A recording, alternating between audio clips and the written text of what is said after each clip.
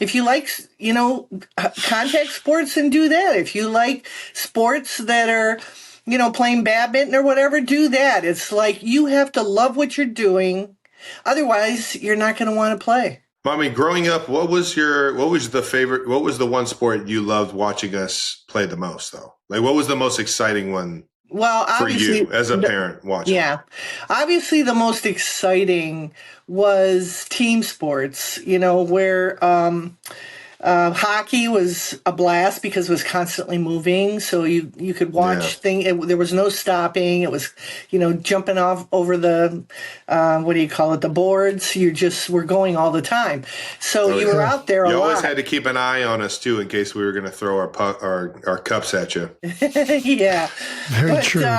But it was just, I loved doing that because I paid attention to you and I got to watch you grow and blossom in hockey. But I also liked baseball because in baseball, you would be up to bat maybe once, maybe twice, and you would catch the ball maybe once or twice, unless you were the pitcher or the catcher, which Jason was. So he was constantly out there because he was catching and throwing, pitching.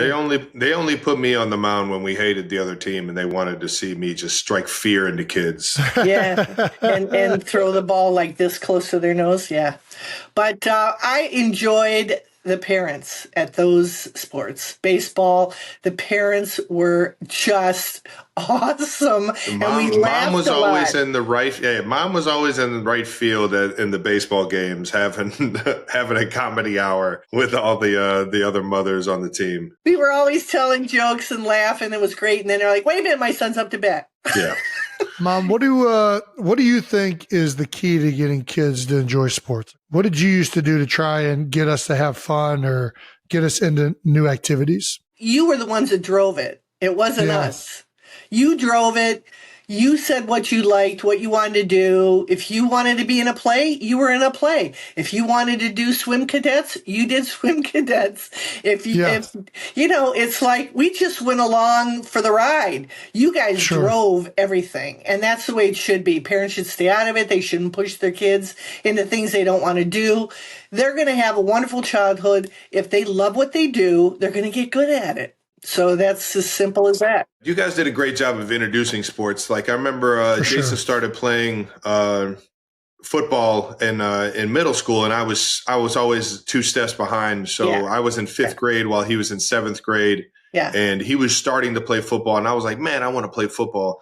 I remember Dad took me down to Heights Tigers tryouts, and I saw how many kids were trying out for the football team at that age, and I was just overwhelmed with like not knowing anybody and understanding like as a kid, you kind of want to play sports with your friends or people that you know and things like that. And you guys always found teams where we knew the kids on the team. Well, definitely we would check out, who the coaches were, what parents were there, who was involved, if there were a bunch of parents that were involved, or there were a bunch of parents that weren't involved. It's really important because as children grow up, they're not going to tell you anything. They're going to tell their friends stuff, and they're going to get to their friends' parents and talk to them. So I think you just want to surround your children with a huge group of individuals that are of like minds. So. Yeah. I remember I was in middle school and I was playing for a new baseball team called CBA, Cleveland Baseball Academy. Yeah. And the academy they were very like respectable in the baseball community in Cleveland. And I thought that my talent was there, but it also said that I had to maintain a GPA of 3.0 to stay on the team. And I looked at my dad after the tryouts and I was like, Dad, I think I could play on this team, but I don't know if I can. I don't know if I can keep up this whole 3.0 GPA. Yeah. And so I ended up just cheating the system because when you're good at sports, they want you on the team. Mom, what if there's a kid you had? Let's say we had a third brother. If we had a third brother, oh my! You have a third brother named Dale. Yeah. And Dale didn't like sports and he didn't want to do anything but sit in the house all day. Would you just let Dale sit in the house all day and not play sports or do anything extracurricular? I would try to find something that they like to do. Anything to get them out of the house. Whether it was maybe they wanted to be a long distance runner. Maybe they were just like this kid wants to do nothing. He's got no motivation, no friends. Hypothetical. Oh, wow. That's a rough one. Because you have to take a look at personalities too. I mean, you can't force somebody to do something. You have to find something they're going to like. Why not? No, they got it. Your parents, of course you can. You're a mom. You can force them to do whatever you want. All you can do is give them opportunity to find things that they like to do. So keep trying. You can lead them to water. Keep trying. You can lead them. They're not just at the house doing anything, Jason. They're into something. You just, it's important, for social. If it's video games, take them down to the arcade. See if they got what it takes to socially beat everyone else. Because that's how everything is run in this world, is on teams. It's like, well, right now. Yeah, true. Wait till AI takes over. Yeah, I know. We're even going to have surgeries. I think you can find, what your kid likes to do. I think parents know what they like. So you just have to direct them in that way. Try to get them help. Let's say they're a musician. Get them some music lessons, try to find out what they really, really like. Passion is. Yeah. I mean, that's the thing. It's feed that passion. All right, can we get to let's get to the next question. Yeah. What do you got, 2 years apart is different than 3 years apart. It is. Yeah, that's a rough one. I don't think you cultivate anything. I think the dynamic of the family is the dynamic of the family. I didn't try to force anything. I didn't try to steer it in any way. I think kids are born with certain characteristics. I think some parents take too much, credit for their children's success and for their failures. I don't. I do. It's all on you. If you got a shithead kid, it's on the parents. You got 2 Hall of Fame NFL playing kids. I don't think so. No, you got to have it both ways, Mom. You know what, Mom? I think it's on the older sibling. I think eventually you gotta let the older sibling know. I think that's what you and Dad did a great job of. Is that you forced Jason to be my friend, and by doing this, Jason would then just torture me. He would find fun ways to say we're playing together, but in reality, like playing together with Jason was, hey, Travis, you want to go be the goalie outside so I could just rip slap shots at you in the driveway? Like, yeah, of course I want to play with you. Oh, man, our garage door was like pockmarked. Family activities always wins. I truly believe that children, no matter who the parent is, if they want something bad enough, it's going to happen. They just have to have a drive. Some kids are born with that are driven. Some kids aren't. All we gave you was opportunity. You guys ran with it. We followed what you wanted, what you thought was good. Unless it was against the law, we let you do pretty much, whatever you thought would be fun. You guys help motivate it as well by having good family values. Unquestionably. I'm going to disagree heavily with what my mother is saying right now. I think that if you want 2 brothers to love each other, as parents, you need to go above and beyond to make sure that both kids feel like they're getting loved and attention in the same amounts. And encourage the brothers when they celebrate each other. I think that, like, for me, I think a lot of the siblings that I know that aren't close, or the ones that feel like they have like fractured relationships, a lot of those feel like there's like a competitiveness to the relationship with their siblings that, quite frankly, Travis and I just have never felt. And I think you and Dad both did a great job our entire lives of like taking me to Travis's games to watch him play, having Trav come to my games to watch me play. Like, there was a concerted effort by both of you to not only celebrate both of us, but to have each of us celebrate our brother, right? Yeah, and I think that's the answer personally. And you have to. That's a good point. It's going to be competitive naturally.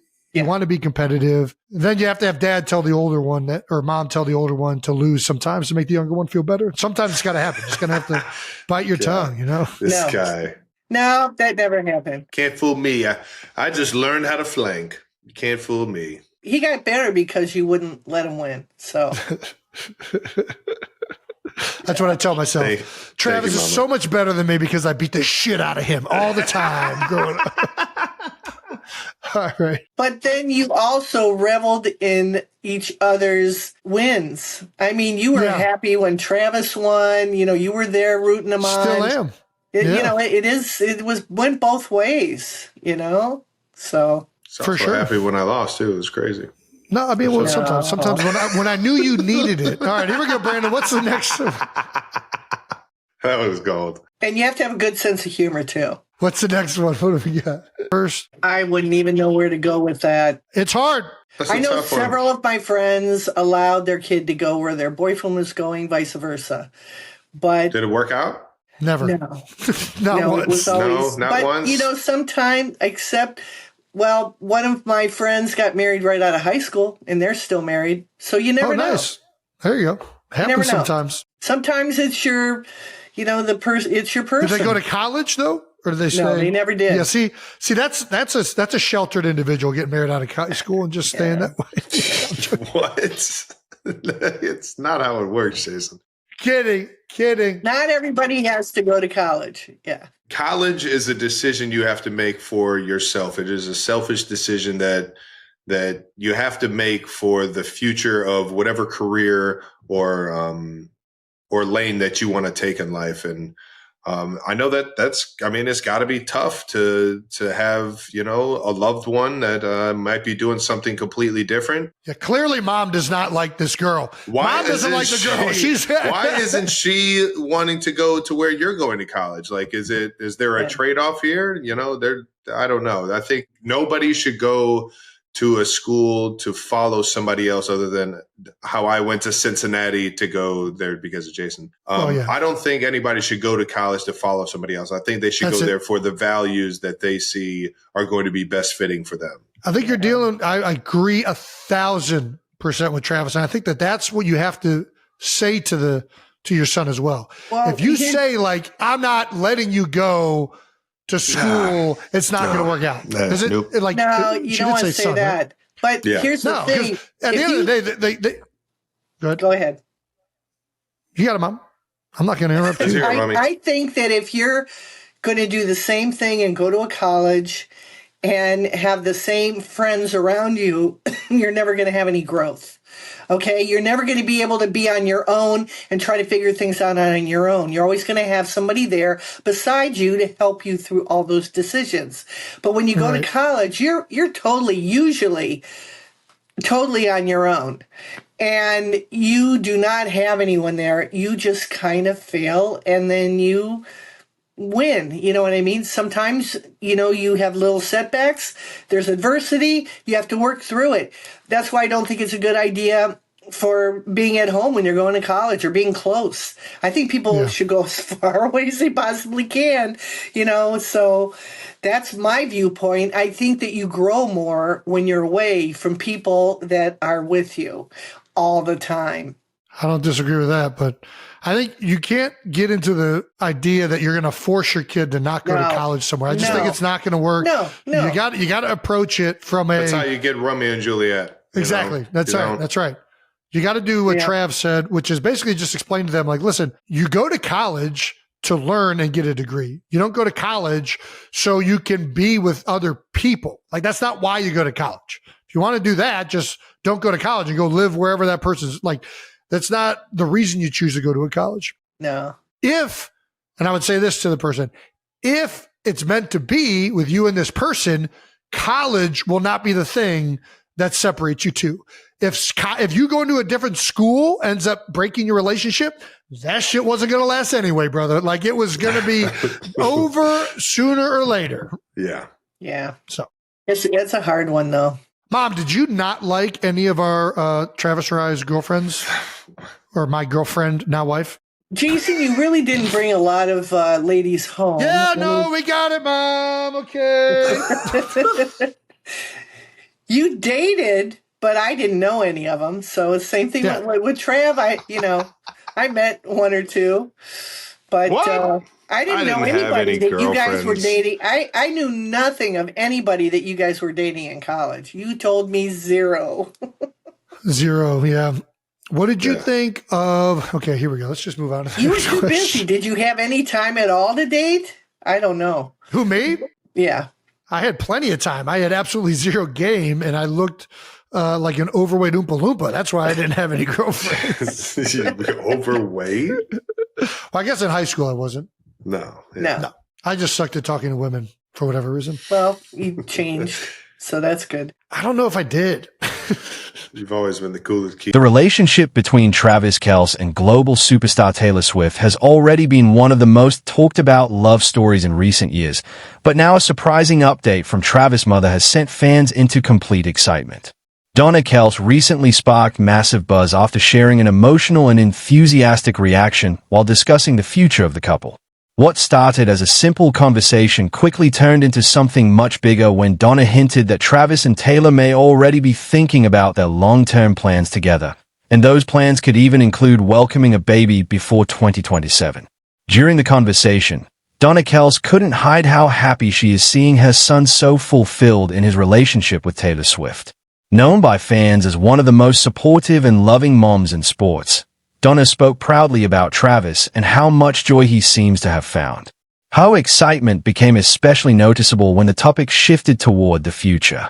With a big smile, she talked about how meaningful family is to her and how wonderful it would be to see the Kelce family grow even bigger one day. That moment instantly caught the attention of fans, who quickly began speculating that Travis and Taylor might already be thinking about the next chapter of their lives together. For many fans, the idea doesn't feel surprising at all. Over the past year, the bond between Travis Kelce and Taylor Swift has appeared stronger than ever. From Taylor showing up to support Travis at major NFL games to Travis proudly celebrating Taylor's incredible success in music, the couple has continued to show a level of support and admiration that fans love to see. Their relationship has blended two massive worlds, the passion of professional football and the global power of pop music, creating a love story that millions of people have followed closely. But what made Donna Kelce's comment so powerful is that they came from someone who knows Travis better than anyone. As a mother who has watched her son grow from a young athlete into a global sports star, Donna's perspective carries real emotional weight. When she speaks about Travis' happiness and future, fans know those words come from a place of genuine love and pride. Her excitement about the possibility of grandchildren one day only fueled the already growing speculation online. Social media quickly exploded with reactions from both NFL fans and Swifties, many of whom began imagining what a future family for Travis and Taylor could look like.